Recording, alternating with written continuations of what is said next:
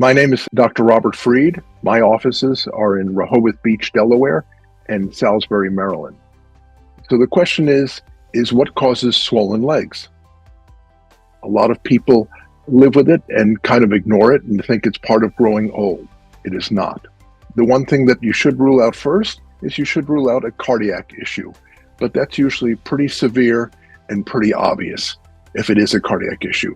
Otherwise, it's usually one of two things: veins that aren't working properly, venous insufficiency, or what we call lymphedema, which are the lymphatic tissue which aren't working right, both of which we evaluate in our office and in our practice.